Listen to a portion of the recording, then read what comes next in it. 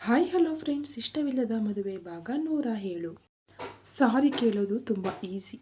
ನಿನ್ನ ಸಾರಿಗೆ 7 ತಿಂಗಳಿಂದ ನಾನು ಅನುಭವಿಸಿರೋ ನೋವು, ಅವಮಾನವನ್ನು ಅಳಿಸೋಕೆ ಆಗುತ್ತಾ? ನನ್ನ ಜೀವ ನಡುವೆ ಎಲ್ಲ ಸರಿ ಮಾಡಿ ನಾವಿಬ್ಬರು ಮೊದಲಿನಂತೆ ಇರೋ ಹಾಗೆ ಮಾಡೋಕ್ಕಾಗುತ್ತಾ? ಇಲ್ಲ ಅಲ್ವಾ? ಇನ್ಮೇಲೆ ನಾವಿಬ್ಬರು ಗೆಳೆಯರಲ್ಲ. ನನ್ನ ಗೆಳೆಯ ಚರಣ್ ಲಾಸ್ಟ್ ಟೈಮ್ ಆದ ಕಾರ್ ಆಕ್ಸಿಡೆಂಟಲ್ಲಿ ಸತ್ತೋದ ಅನ್ಕೋತೀನಿ. ಕೊನೆಯದಾಗಿ ಮಾನಸ ಮತ್ತು ನಿನ್ನ ಬಗ್ಗೆ ನೀನು ಹೇಳಿದ ಸ್ಟೋರಿ ಚೆನ್ನಾಗಿತ್ತು. ಹೌದು, ಮಾನಸಾಳನ್ನು ಪ್ರೀತಿಸುತ್ತಾ ನನ್ನ ಫ್ರೆಂಡ್ ಐಶ್ವರ್ಯ ಜೊತೆ ಗಂಟೆಗಟ್ಟಲೆ ಮಾತಾಡ್ತೀಯಲ್ಲ, ಯಾಕೆ ಎಂದವಳ ಗಂಭೀರವಾದ ಧ್ವನಿಗೆ ನೋಟ ತಪ್ಪಿಸಿದವನ ಮುಖದಲ್ಲಿ ಭಯವಿತ್ತು. ಯಾಕೆ ಇಷ್ಟೊಂದು ಭಯಪಡ್ತಾ ಇದ್ದೀಯ ಚರಣ್? ಮಾನಸ ವಿಷಯ ನನಗೆ ಹೇಗೆ ಗೊತ್ತಾಯಿತು ಅಂತಾನಾ? ಇಲ್ಲಿಗೆ ಬಂದು ಆಲ್ಮೋಸ್ಟ್ 5 ತಿಂಗಳಾಯಿತು. ಇಷ್ಟು ದಿನದಲ್ಲಿ ನೀನು ಮಾನಸ ಜೊತೆ ಒಮ್ಮೆಯೂ ಫೋನಲ್ಲಿ ಮಾತಾಡಿದ್ದು ನಾನು ನೋಡಿಲ್ಲ. ಭಾವ ಅಕ್ಕನಿಗೆ ನಿಮ್ಮ ಜೊತೆ ಮಾತಾಡಬೇಕಂತೆ ಎಂದು ಮಾಧವ್ ಅವನ ಮೊಬೈಲನ್ನು ನಿನ್ನತ್ತ ಚಾಚಿದರೂ ನಾನೇ ಆಮೇಲೆ ಕಾಲ್ ಮಾಡ್ತೀನಿ ಅಂತಿದ್ದೆ. ಆವಾಗಲೇ ಗೊತ್ತಾಯಿತು ನೀನು ಮಾನಸ ಬಗ್ಗೆ ಹೇಳ್ತಿರೋದು ಸುಳ್ಳು ಅಂತ. ಇನ್ನು ಐಶು ವಿಷಯ, ನಿಮ್ಮಿಬ್ಬರ ನಡುವೆ ನನ್ನ ಸಲುವಾಗಿ ಮಾತಾಡ್ತಾ ಇದ್ರೋ ಅಥವಾ ಬೇರೆ ವಿಷಯವೋ ಗೊತ್ತಿಲ್ಲ. ಆದರೆ ನೀವಿಬ್ಬರು ಒಬ್ಬರಿಗೊಬ್ಬರು ಸಮಯ ಹೊಂದಿಸಿಕೊಂಡು ಮಾತಾಡೋದನ್ನು ನಾನು ಗಮನಿಸಿದ್ದೀನಿ. ಮೋರವರ್, ನೀನು ಅವಳ ಜೊತೆಯಲ್ಲಿ ಮಾತಾಡಿದ ಮೇಲೆ ತುಂಬ ಫ್ರೆಶ್ ಫೀಲ್ ಮಾಡ್ತೀಯ. ಹಾಗಾಗಿ ಹೇಳ್ತಾ ಇದ್ದೀನಿ, ನಿನಗೆ ಐಶು ಇಷ್ಟ ಆಗಿದ್ರೆ, ಅವಳ ಜೊತೆ ಲೈಫ್ ಸ್ಪೆಂಡ್ ಮಾಡಬೇಕು ಅಂತಿದ್ರೆ ಪ್ಲೀಸ್ ಮುಂದುವರಿಯಿರಿ. ಅದು ಬಿಟ್ಟು ಐಶ್ವರ್ಯ ಜೊತೆ ಮಾತಾಡಿದರೆ, ಕ್ಲೋಸ್ ಆದರೆ ಅಂಜಲಿಗೆ ವಿಷಯ ತಿಳಿಯುತ್ತೆ ಅನ್ನೋ ನಿನ್ನ ಗುಳ್ಳೆನರಿ ಬುದ್ಧಿಗೆ ನೀನವಳ ಫೀಲಿಂಗ್ಸ್ ಜೊತೆ ಆಟವಾಡಿದರೆ ನನ್ನ ಇನ್ನೂ ಕೆಟ್ಟದಾದ ಮುಖ ನೋಡಬೇಕಾಗುತ್ತದೆ, ನೆನಪಿರಲಿ. ಎನಿವೆ, ಇಷ್ಟು ದಿನ ನನಗೆ ನಿನ್ನ ಮನೆಯಲ್ಲಿರೋಕೆ ಅವಕಾಶ ಮಾಡಿಕೊಟ್ಟಿದ್ದಕ್ಕೆ ಥ್ಯಾಂಕ್ಸ್. ಮನೆಯ ಬಾಡಿಗೆ ಹಣವನ್ನು ಆಗಲೇ ನಿನ್ನ ಅಕೌಂಟಿಗೆ ಹಾಕಿದ್ದೇನೆ.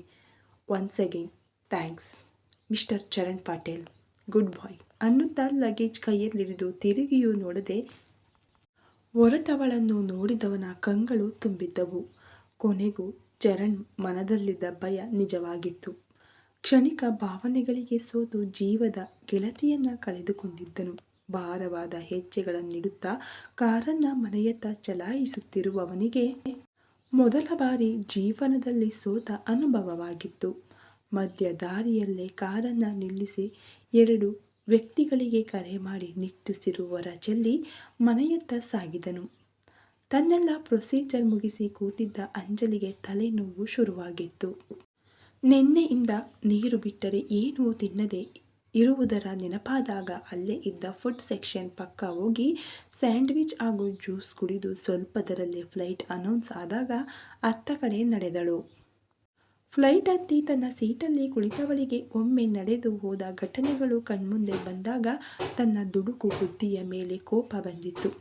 ಅಂದು ಮತ್ತು ಇಂದು ತಪ್ಪು ಅವಳದ್ದೇ, ಆದರೂ ಅವಳಿಂದ ಆದ ತಪ್ಪಿಗೆ ಕಾರಣವಾದ ವ್ಯಕ್ತಿಗಳು ಮಾತ್ರ ಬೇರೆ ಬೇರೆ. ಅಂದು ಜೀವ ಇದ್ದ ಜಾಗದಲ್ಲಿ ಇಂದು ಚರಣ್ ಇದ್ದನು ಅಷ್ಟೇ.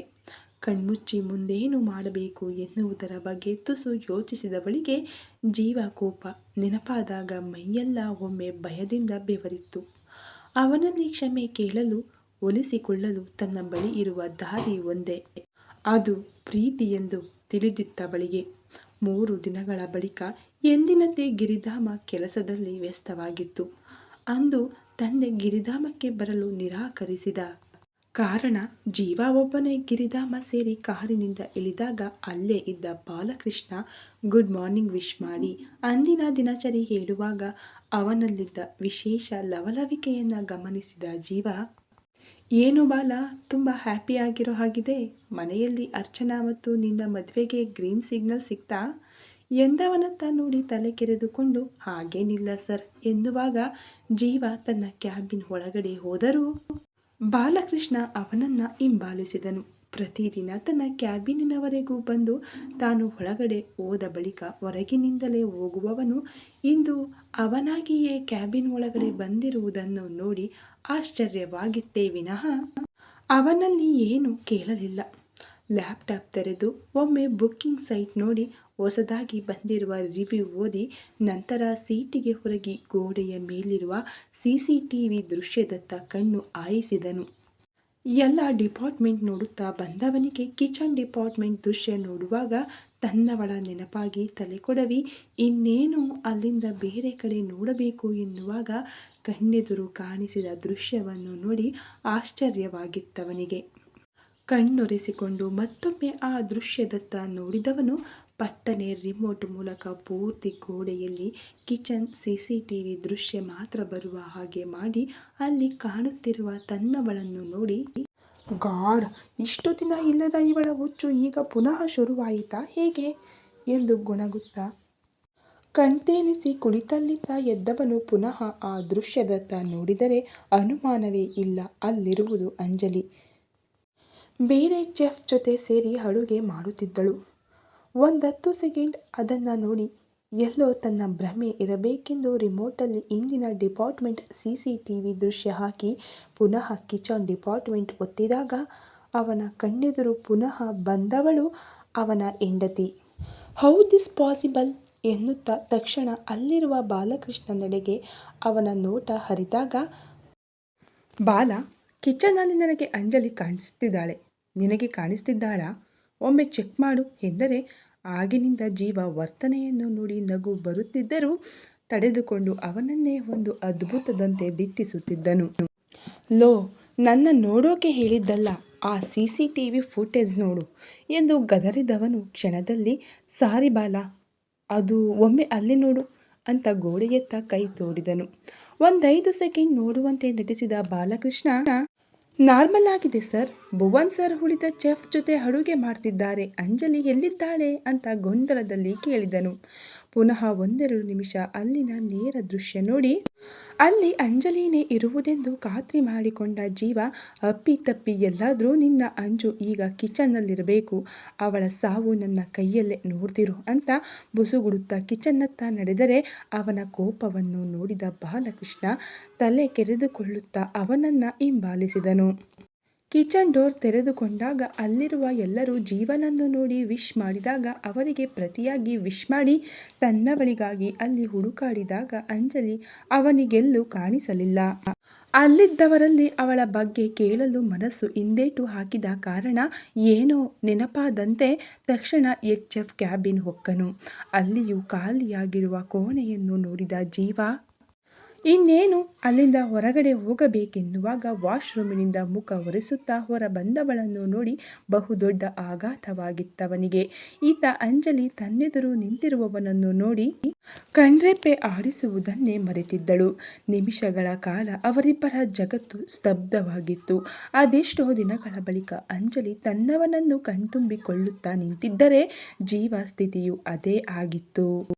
ಆದರೆ ಅವಳಿಗಿಂತ ಮೊದಲು ವಾಸ್ತವಕ್ಕೆ ಬಂದವನು ತನ್ನೆದುರು ಇರುವವಳನ್ನು ನೋಡಿ ಯೂ ಅನ್ನುತ್ತಾ ಅವಳತ್ತ 1-2 ಹೆಜ್ಜೆ ಇಟ್ಟವನಿಗೆ 6 ತಿಂಗಳ ಹಿಂದೆ ಏರ್ಪೋರ್ಟಲ್ಲಿ ಅಂಜಲಿ ಹೇಳಿದ ಮಾತುಗಳು ನೆನಪಾದಾಗ, ಬಾಲಕೃಷ್ಣ ಎಂದು ಕಿರುಚಿದ ಧ್ವನಿಗೆ ಅಲ್ಲೇ ಕ್ಯಾಬಿನ್ ಬಾಗಿಲ ಹೊರಗಿದ್ದವನು ಒಳಗಡೆ ಓಡಿ ಬಂದು, ಸರ್ ಏನಾಯ್ತು ಅಂತ ಎದುರಿರುವ ಅಂಜಲಿಯನ್ನು ನೋಡಿ ಅಂಜುತ್ತಲೇ ಕೇಳಿದರೆ, ಇವಳೇನು ಮಾಡ್ತಿದ್ದಾಳೆ ಇಲ್ಲಿ?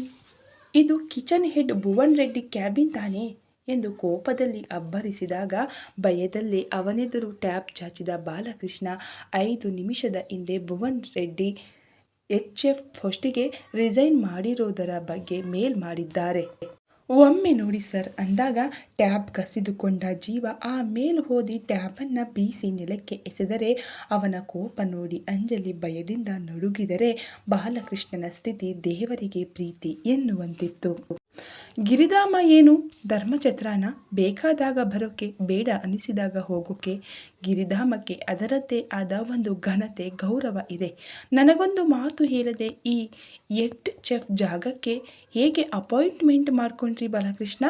ಜೈ ಅಂಕಲ್ ಇಲ್ಲ ಅಂತ ನಿಮಗನಿಸಿದ ಹಾಗೆ ಹ್ಯಾಂಡಲ್ ಮಾಡ್ತಿದ್ದೀರಾ?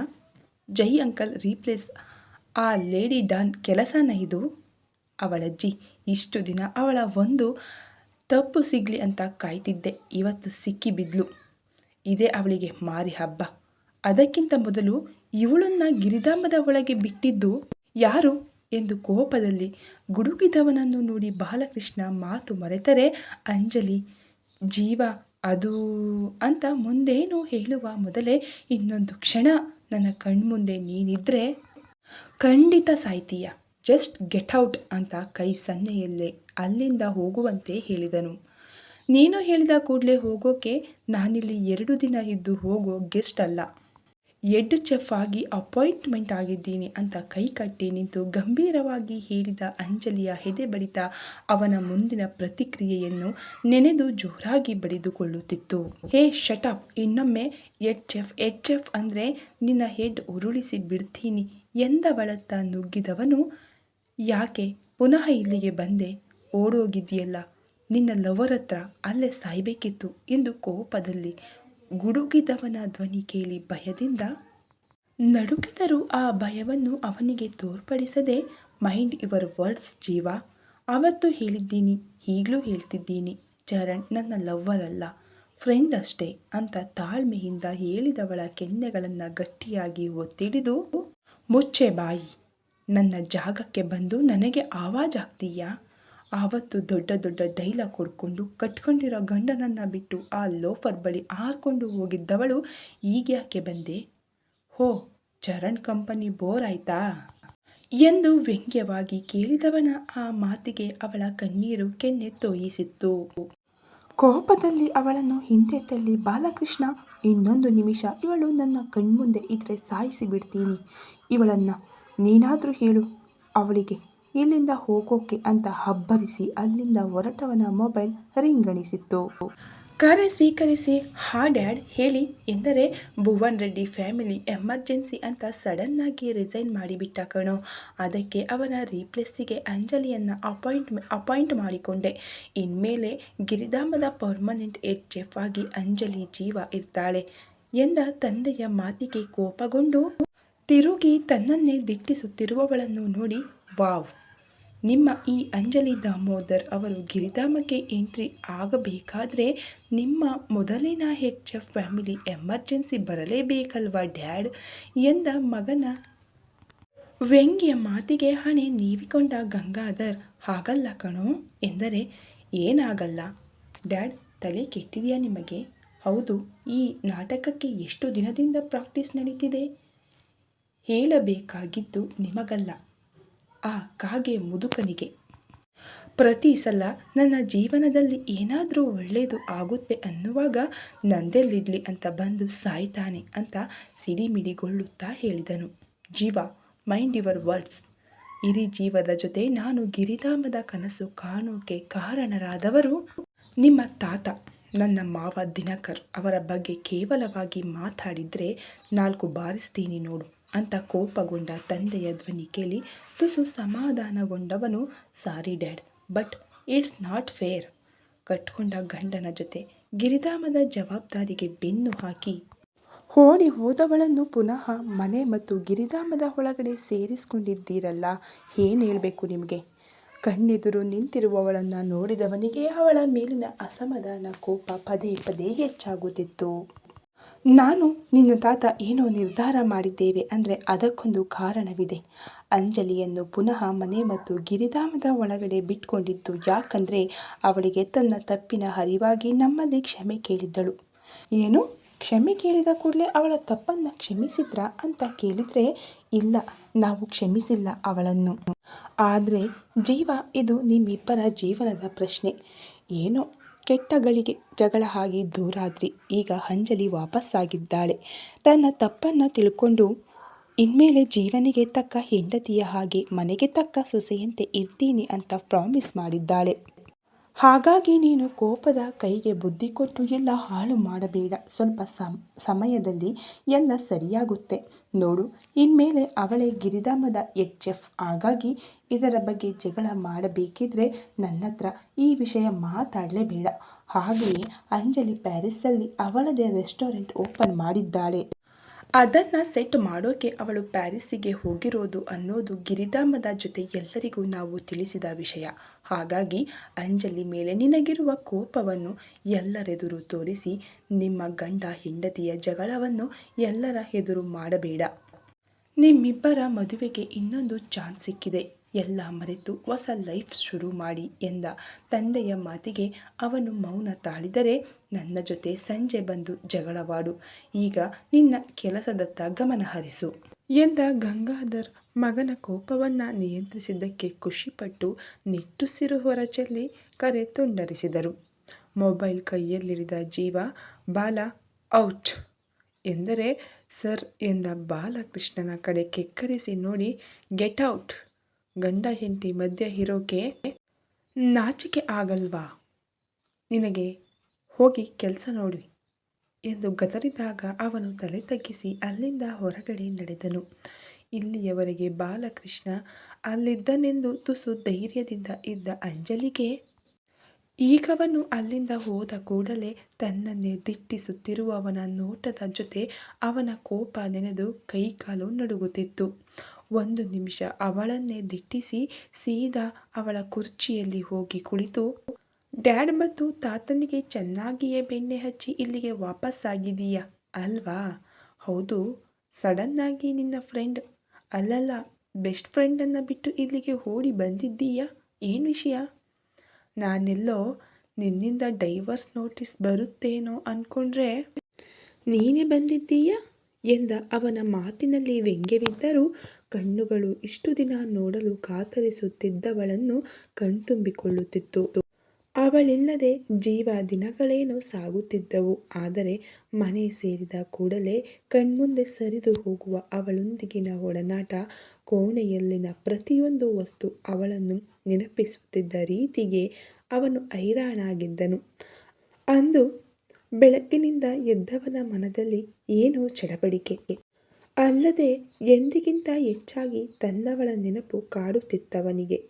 ಗಿರಿಧಾಮಕ್ಕೆ ಹೋಗಲು ತಯಾರಾಗಿ ಕೆಳಗಡೆ ಬಂದವನಿಗೆ ಇಂದಿನ ದಿನ ಮನೆಗೆ ಬಂದಿರುವ ತಾತ ದಿನಕರ್ ಎದುರಾದಾಗ ಅವರಿಗೆ ಮುಂಜಾನೆಯ ವಿಶ್ ಮಾಡಿ ಅವರೊಂದಿಗೆ ತಿಂಡಿ ಮುಗಿಸಿ ಇನ್ನೇನು ಗಿರಿಧಾಮಕ್ಕೆ ಹೋಗಬೇಕು ಎನ್ನುವಾಗ, ಲೋ ಮೊಮ್ಮಗ, ನನ್ನ ಎರಡನೆಯ ಮೊಮ್ಮಗಳು ಹೆಂಗೋ, ಐ ಮೀನ್ ನಿನ್ನ ಚಿಕ್ಕ ಮಾವನ ಮಗಳು ಎಂದು ಕಷ್ಟೊಡೆದು ಕಿಚಾಯಿಸುತ್ತಿದ್ದವರತ್ತ ಹುರಿಗಣ್ಣು ಬೀರುತ್ತಾ, ಮಾವನ ಮಗಳು ಅಂತ ಒಬ್ಬಳನ್ನ ನನಗೆ ಗಂಟು ಹಾಕಿ ನನ್ನ ಜೀವನ ಹಾಳು ಮಾಡಿದ್ದು ಸಾಕು.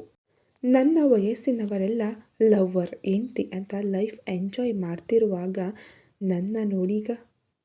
ಅತ್ತ ಖುಷಿ ಇತ್ತ ನೆಮ್ಮದಿ ಇಲ್ಲದೆ ಒಂಟಿ ಪಿಸಾಚಿ ಆಗೋಗಿದ್ದೀನಿ. ಅಂಥದ್ರಲ್ಲಿ ನಿನ್ನ ಇನ್ನೊಂದು ಮೊಮ್ಮಗಳನ್ನು ನನಗೆ ಗಂಟು ಹಾಕಿ ನನ್ನ ಸಾಯಿಸಬೇಕು ಅಂದ್ಕೊಂಡಿದ್ದೀಯಾ ಹೇಗೆ ಎಂದು ಕೋಪದಲ್ಲಿ ಕೇಳಿದರೆ, ಜೀವ, ಯಾರತ್ರ ಹೇಗೆ ಮಾತಾಡಬೇಕು ಅನ್ನೋದು ಗೊತ್ತಿಲ್ವಾ ನಿನಗೆ?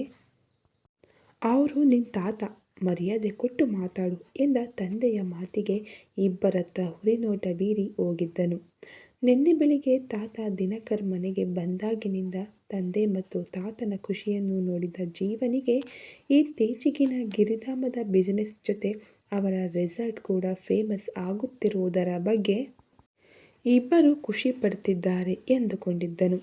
ಈಗ ತನ್ನೆದುರು ನಿಂತಿರುವ ಅಂಜಲಿಯನ್ನು ನೋಡಿ ಅವರ ಖುಷಿಗೆ ಇವಳೇ ಕಾರಣವೆಂದುಕೊಂಡನು. ಗಿರಿಧಾಮಕ್ಕೆ ಬಂದ ಜೀವನಿಗೆ CCTV ದೃಶ್ಯದಲ್ಲಿ ಅವಳನ್ನು ನೋಡಿದ ಕೂಡಲೇ ಅವನ ಹೃದಯ ಬಡಿತ ಏರುಪೇರಾಗಿತ್ತು. ಅದರಲ್ಲೂ ಅಂಜಲಿಯನ್ನು ಕ್ಯಾಬಿನ್ನಲ್ಲಿ ನೇರವಾಗಿ ನೋಡಿದ ಬಳಿಕ ಅವನು ಕ್ಷಣ ಉಸಿರಾಡುವುದನ್ನೇ ಮರೆತಿದ್ದನು. ಇಷ್ಟು ದಿನ ಅವಳಿಗಾಗಿ ಕಾತರಿಸಿ ಪರಿತಪಿಸುತ್ತಿದ್ದವನ ಮನ ಒಮ್ಮೆ ಕಣ್ಣೆದುರು ಇರುವ ನಿನ್ನವಳನ್ನು ಓಡಿ ಹೋಗಿ ನಿನ್ನ ಬಾಹುಗಳಲ್ಲಿ ಬಾಚಿಕೊಂಡು ಬಿಡು ಎಂದರೂ ಬುದ್ಧಿ ಅವಳ ಮೇಲಿನ ಕೋಪವನ್ನು ಲೆಕ್ಕ ಹಾಕುತ್ತಾ ಏರ್ಪೋರ್ಟಲ್ಲಿ ನಿನ್ನೆಡೆಗಿನ ಅವಳ ತಿರಸ್ಕಾರ, ನಿಷ್ಠೂರದ ಮಾತುಗಳು ಹಾಗೂ ನಿನ್ನನ್ನು ದ್ವೇಷಿಸುತ್ತೇನೆ ಎನ್ನುವುದರ ಜೊತೆ ನೀನು ಬೇಡವೆಂದು ತೊರೆದು ಹೋದವಳನ್ನು ನೆನಪಿಸಿ ನೀನು ಇಷ್ಟು ಬೇಗ ಅವಳೆದುರು ಸೋಲಬಾರದೆಂದು ತಾಕೀತು ಮಾಡಿತ್ತು. ಐ ಆಮ್ ಸಾರಿ ಜೀವ, ಅದೇನು ಹೇಳಬೇಕೋ, ನಿನ್ನ ಮಾತುಗಳಿಂದ ನನ್ನ ಅದೆಷ್ಟು ಹರ್ಟ್ ಮಾಡಬೇಕೋ ಎಲ್ಲ ಮಾಡು, ಬಟ್ ಪ್ಲೀಸ್ ನಿನ್ನಿಂದ ದೂರ ಮಾತ್ರ ಹೋಗು ಅನ್ಬೇಡ. ಜೀವನದಲ್ಲಿ ಮೊದಲ ಬಾರಿ ನನ್ನೆಲ್ಲ ಕನಸು, ಈ ಚೆಫ್ ಕೆಲಸ ಎಲ್ಲ ಬಿಟ್ಟು ಏನಾದರೂ ಬೇಕು ಅನ್ನಿಸ್ತಿದೆ ಅಂದರೆ ಅದು ನೀನು ಜೀವ.